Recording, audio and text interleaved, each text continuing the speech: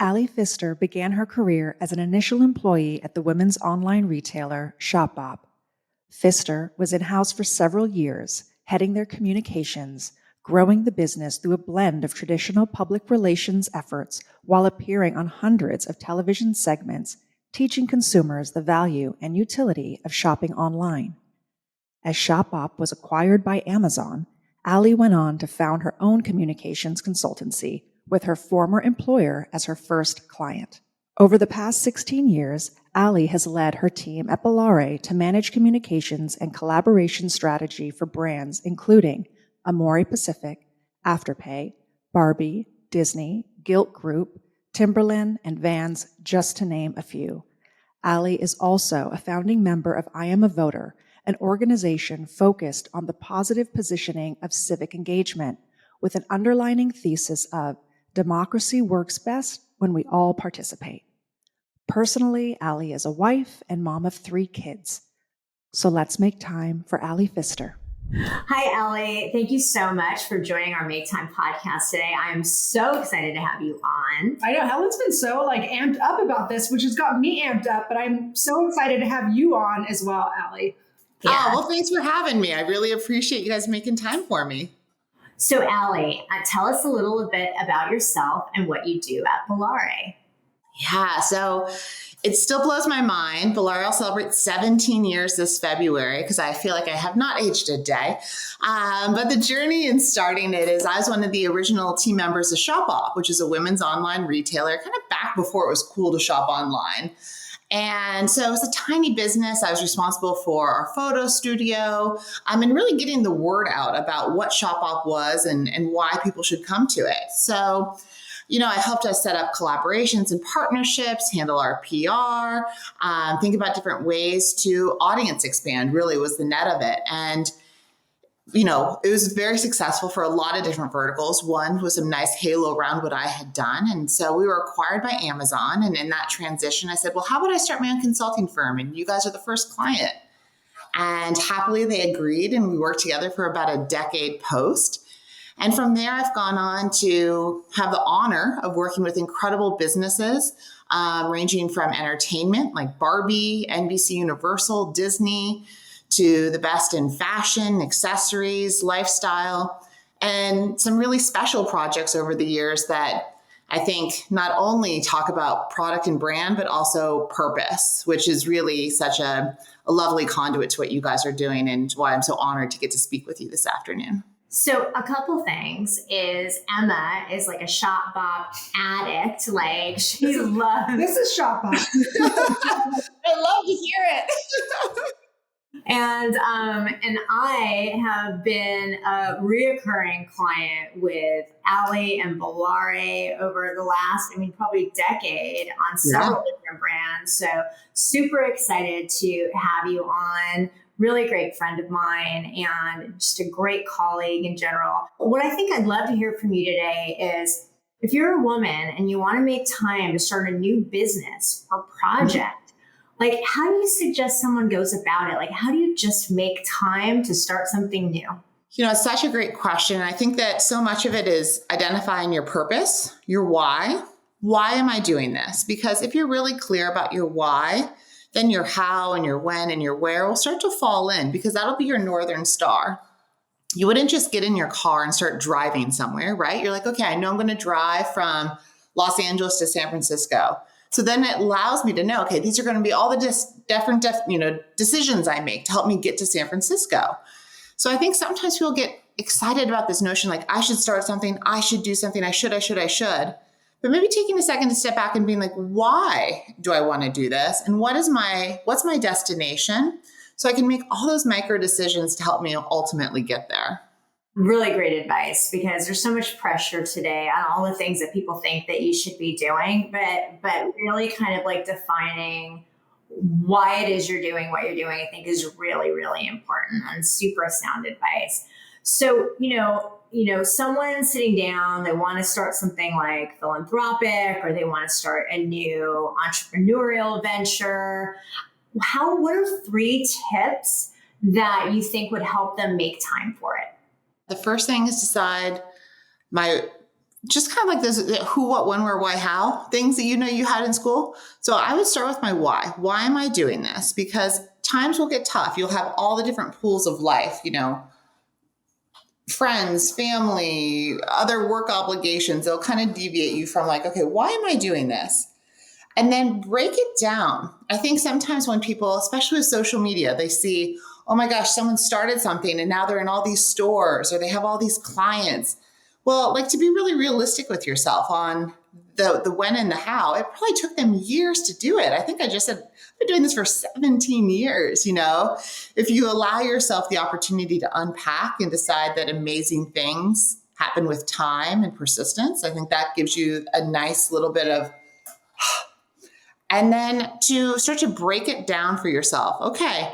So like, for example, if you wouldn't just decide you're going to go from LA to San Francisco overnight, you're going to make stops along the way. So just start to like break it down into really tactical bite-sized things you can cross off your list. I love writing to-do lists. And more than anything, I love going like this, crossed it off.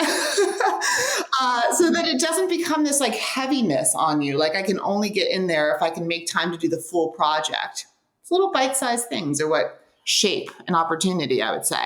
Yeah. And I think also, you were talking about, who, what, when, where. I think that's so important to kind of like identify before you jump off a cliff in a new venture, right? Like, and kind of like what that dream looks like to you. I always say you have to dream it to be it. Like, what does the dream look like? And writing all those things down to just make sure that you have a vision of where you want to go and how you want to get there. Yeah, to hold yourself accountable for it. Because I think you can so easily get lost in the everyday, the pool of, oh, I heard this feedback or this I should be doing or whatnot. If you have it written down, like, okay, here's where I'm going. This is what I'm trying to achieve. And it's written down and you can hold yourself accountable or hold yourself inspired, whatever definition of the word you want to say. It really is empowering. Yeah, I mean, if you think about it, everybody's why is different, right? Like some people want to put a message out there. Some people want to put a great product out there. Some people just want to make money. I mean, everybody has a different why. So you can't compare your why to other people's whys. Your why and your timeline. I think those things are so easy to do, especially with social. You can feel this sense of everyone's, sharing their highlight reel and everyone's sharing it in an abbreviated 15-second form. So I think that sometimes that can deviate us from our why and our goal and our own compliment we should give ourselves for putting ourselves out there and trying something. Oh my gosh, yeah. Sometimes it's better just to like stay off social, keep focused on your road that you're on, and just like help yourself stay on track. Allie, I know you're so busy. You have Bollare, you have I'm a Voter, you're a mama, you've got all kinds of things going on. I'd love to hear, what are you not making time for that you need to, that you're going to commit to make more time for? Oh my gosh, how much time do you have? There's so many things. And at the end of each day, I find myself thinking of all things I didn't make time for versus the things I did. I was a college athlete and I love being athletic and I love being outdoors. And we spend a lot of time in Aspen. We spend a lot of time in Hawaii. And there I find it like so easy to just like naturally be outdoors. And when I'm in Los Angeles, I find it harder to make time to be outside and to be active. I find myself getting into this routine where it's like you have to book one of these workout classes that fills up in 5 seconds if you're not on the app. And it's like, no, you can just make time to walk to the beautiful beach that's down the street or enjoy the beautiful palm trees growing all around us. But I need to make more time just to be outside and be active in LA because, man, I just feel so much better when I do. That's so funny that you say that because we have a place in Idaho. And when I'm in Idaho, I make so much time to be outdoors, getting on a hike, going for a bike ride. And then in Los Angeles, it's so that like I am glued to my chair, so hard to get out, even for a walk. I don't know what that energy is, but that's got to shift for sure. One thing I do is I book like a half an hour break in between all my Zoom meetings because I think being locked to the chair has been such a kind of reoccurring theme. And so I book kind of like a 30-minute go outside and breathe break for myself, or I won't. Like I'll be in my chair from 7 a.m. to 7 p.m. and I'll sit there all day And I think making that time is so, so important. I'm going to try that tomorrow. I love that. It's so funny, especially in the Zoom culture. You know, you just take every little slot in the calendar and then all of a sudden the sun has come up and down and you're still sedentary, which is not how to be. I know that you started something called I'm a Voter. And so I'd love for you to just share with people what I'm a Voter is, because I'm so proud of you for doing this. I think it's so important. So can you share a little bit with our listeners about I'm a Voter, your why, and how's it going? Thank you so much for asking. I'm a Voter is a group of women who came together, rooted with our friend Mandana Dayani, who all kind of work in this entertainment marketing space. And we're like, gosh, we have so much opportunity and intel and possibility with how to reach people about, you know, buying the coolest sneaker or knowing what the hottest new movie is to go see. But what's so important in life is to be civically engaged and to help shape the world that you and I all want to live in. And like you said, for every single one of us, it's different. But if we don't participate, we can't see our difference in action. And so we came together, we started I'm a Voter. And I have to say, it's been one of the most rewarding and prideful things that I have been a part of, because it's a group of people who are just all committed to helping to inspire and helping to get people motivated and active in their communities. And the things that we've been able to achieve, from the Friends cast coming together to do a PSA for us, to last Halloween, we had the cast of Hocus Pocus do the same, to collaborations with some of the coolest brands. We have seen Hillary and Bill Clinton wearing our pin, Kamala Harris referring to I am a Voter. And these are all people who don't have any background in politics. We just are a group of people who are committed to taking the knowledge that we have and seeing how we can do something to hopefully make the world a little bit more of an engaged place. So it's been a real joy. How do people get signed up now? Like today, like where would they go? Yeah. So if you go to imavoter.com, we have a website where you can get anything from merch to help inspire people and post on social, to info and stats and little graphics you can share on social. We're really digitally rooted and really digitally native, because we believe in meeting our audience where they are, which is probably right here on your phone. And coming up is Register a Friend Day.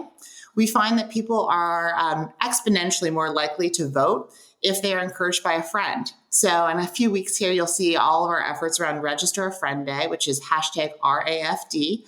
And we've got some fun, I think, pretty inspiring folks and brands who are also going to engage to help spread that word as well. It's been so great to watch that blossom and watch all the work that's gone into it and see I'm a Voter evolve over the last several years. It's been great to kind of watch it come about. So Allie, any final things that you'd like to share with our Make Time listeners today? Well, I really want to say thank you to you guys for making time to create a brand that is rooted in mission and purpose and opens conversations in ways that are fun and engaging and educational. I think that we make time, like we said, for so many things in life. Maybe it's not for civic engagement. Maybe it's not for health and wellness. And making time for the space to open those communications and conversations, I think, is endlessly inspiring. So thank you guys. Thank you, Allie. Thank you. So great talking for you. And thank you so much for just coming and sharing with us. You know, you're such a good friend of mine. I'm such a fan. And everybody, please check out Allie over there at Bollare.com too. She's got an amazing communication firm. Allie, thank you so much. Thank you, guys. Thank you, Allie. Thanks for joining us today. We hope that listening to our podcast has empowered you to make more time for yourself. So please remember to subscribe and share with a friend who could also use a healthy reminder on the importance of making time. Make sure to tune in, as we will continue to have incredible guests that will share their Make Time tips on our upcoming episodes. Come say hi to us over on @MakeTimePod on social media, or visit us at MakeTimeWellness.com. Until next time, make time.